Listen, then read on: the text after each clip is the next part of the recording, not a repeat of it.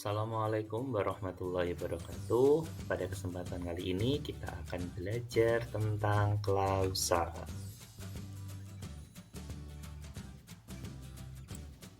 Oke, apa pengertian klausa? Klausa adalah inti kalimat yang biasanya terdiri dari subjek dan predikat. Klausa terkadang dilengkapi dengan objek, pelengkap, atau keterangan. Akan tetapi, klausa belumlah menjadi sebuah kalimat karena tidak mempunyai intonasi akhir. Intonasi akhir yang dimaksud ini adalah berupa intonasi tanya, perintah, maupun berita. Atau seperti tanda baca, titik, tanda tanya, dan tanda seru.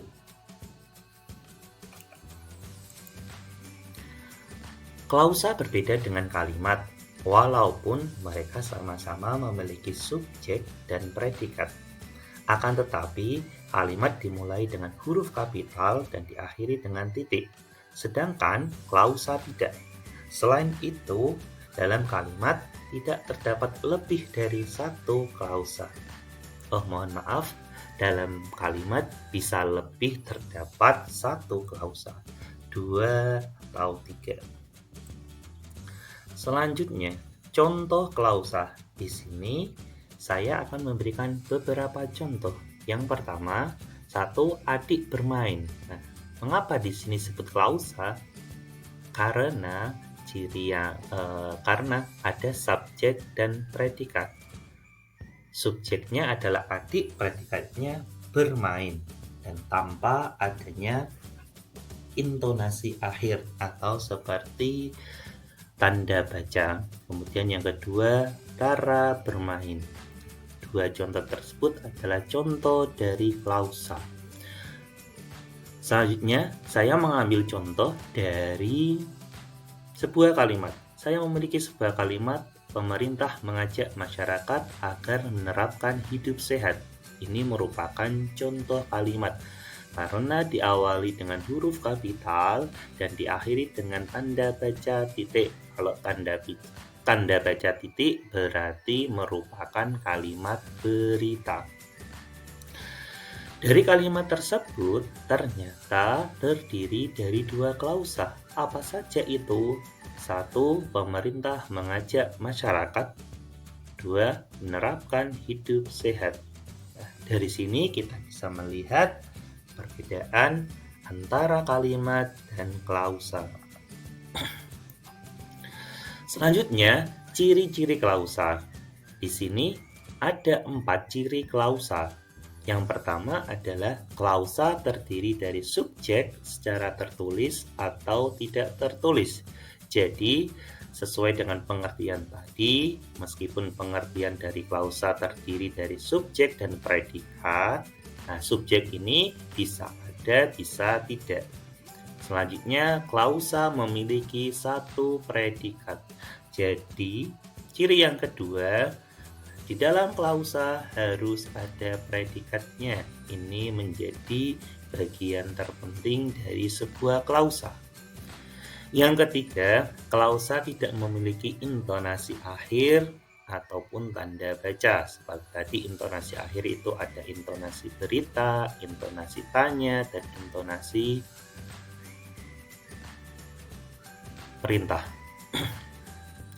Yang keempat, klausa termasuk dalam bagian dari kalimat plural. Apa itu plural? Yaitu kalimat majemuk, ya. Nah, kalimat yang terdiri dari dua predikat, atau biasanya kalimat majemuk itu ditandai dengan kata hubung, ya. Kata hubung itu seperti dan, atau, karena, dan lain sebagainya. Selanjutnya, unsur-unsur klausa. Secara umum, klausa itu terdiri sendiri dapat dibedakan menjadi dua, yakni unsur inti dan tidak inti. Unsur inti klausa ada subjek dan predikat. Jadi dua ini merupakan unsur inti. Meskipun tadi di dalam dirinya subjek ini bisa tertulis maupun tidak tertulis. Kemudian unsur pelengkap atau unsur yang bukan inti dari klausa berupa objek, pelengkap, dan keterangan. Jadi pada dasarnya antara kalimat klausa itu sama karena memiliki unsur-unsur yang sama, subjek, predikat, objek, pelengkap, dan keterangan. Selanjutnya, jenis-jenis klausa. Jenis klausa yang pertama yaitu berdasarkan kelengkapan unsur. Di sini ada dua jenis klausa. Yang pertama adalah klausa lengkap. Klausa lengkap adalah klausa yang dilihat dari kelengkapannya, yaitu dari unsur yang ada di dalam klausa tersebut. Kalau lengkap berarti ada subjek dan predikat. Contoh, kami sedang bekerja. Yang kedua, ibu memasak. Ini merupakan contoh dari klausa lengkap. Ingat, sesuai dengan cirinya, klausa itu berbeda dengan kalimat dikarenakan klausa tidak ada intonasi akhir atau berupa tanda baca, atau bisa juga tidak diawali dengan huruf kapital, ya. Jenis yang kedua berdasarkan kelengkapan unsur yaitu klausa tidak lengkap. Nah, kebalikan dengan klausa lengkap, klausa yang tidak lengkap memiliki kelengkapan unsur dalam penyusunannya, yaitu hanya terdiri dari unsur predikat saja tanpa objek. Nah, inilah mengapa tadi ada ciri klausa subjeknya itu bisa terlihat atau bisa tidak terlihat. Contohnya di sini sudah. Berikutnya yaitu jenis klausa berdasarkan kata negatif. Klausa yang pertama adalah jenis klausa negatif. Klausa negatif yaitu klausa yang mempunyai kata negatif seperti tidak, bukan, jangan. Jadi ciri klausa di sini di dalam klausa tersebut ada ketiga kata tersebut. Jadi predikatnya bersifat negatif seperti contoh, ibu belum pergi, kamu jangan mengganggu. Dari dua jenis contoh klausa tersebut ada kata negatifnya yaitu belum dan jangan. Berikutnya, jenis klausa berdasarkan kata negatif yaitu yang kedua ada klausa positif. Maksud dari klausa positif adalah klausa yang tidak memiliki kata negatif sehingga predikatnya bersifat positif. Contoh, saya berhasil melakukannya. Kami sudah menjadi anggota. Itulah contoh dari klausa berdasarkan kata negatif. Berikutnya yaitu klausa berdasarkan struktur. Di sini ada dua jenis klausa. Yang pertama adalah klausa bebas. Klausa bebas mempunyai unsur yang lengkap sehingga memiliki kemungkinan untuk menjadi kalimat utama. Contohnya adalah ayah bekerja, Nia menyanyi. Jadi, dua klausa tersebut bisa dikatakan klausa induk, ya, klausa yang bisa menjadi kalimat utama.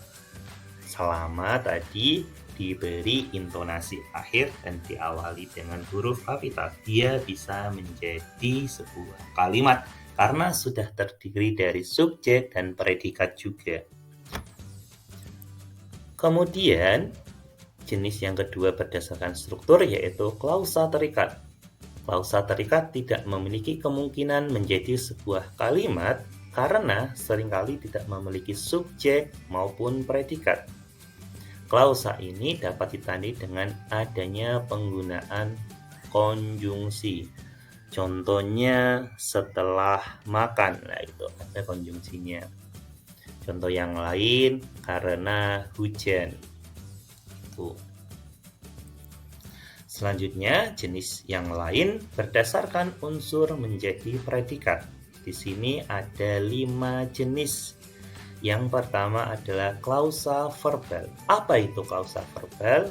Klausa verbal adalah klausa yang predikatnya berkategori kata kerja atau verbal ya. Jadi istilahnya verbal maknanya kata kerja.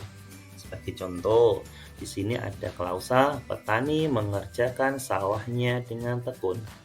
Bapak guru memeriksa karangan murid. Nah, dalam dua klausa tersebut, predikatnya berupa kata kerja, yaitu mengerjakan dan memeriksa. Berikutnya yaitu klausa nominal. Klausa nominal merupakan klausa di mana predikatnya termasuk kata benda ataupun frasa nomina. Nah, istilahnya nomina, maknanya kata benda. Contohnya, staf ahli bidang meteorologi. Kemudian, mobil milik kakak Nodi, mobil baru kakak Nodi. Ya, staf ahli sebagai subjek, bidang meteorologi sebagai predikat. Nah, predikat dalam klausa tersebut merupakan frasa nomina berbentuk benda. Sama halnya di contoh yang kedua, kakak Nodi merupakan frasa nomina atau frasa benda. Berikutnya, jenis yang ketiga, klausa adjektiva. Nah, klausa adjektiva ini predikatnya berkedudukan sebagai kata sifat. Adjektiva istilahnya maknanya apa? Kata sifat. Contohnya, harga baju itu sangat mahal. Anak itu cerdas sekali. Harga baju itu sebagai subjek, sangat mahal sebagai predikat. Nah, predikat di situ berbunyi sangat mahal. Sangat mahal merupakan contoh dari frasa atau kata bermakna sifat. Sama halnya contoh yang kedua, cerdas sekali. Nah, itu merupakan contoh dari frasa atau kata sifat. Contoh jenis yang berikutnya adalah klausa preposisional. Di sini berasal dari kata preposisi. Nah, preposisi merupakan kata benda. Jadi, klausa preposisi adalah klausa yang predikatnya berupa kata benda atau preposisi untuk istilahnya ya, seperti di, ke, dari, maupun sejenisnya. Contohnya, nenek ada di Surabaya. Contoh yang lain, kakak di kelas. Nah, nenek ada di Surabaya. Nah, ada di Surabaya. Di Surabaya. Di situ ada preposisinya yang berstruktur predikat maupun contoh yang lain ya.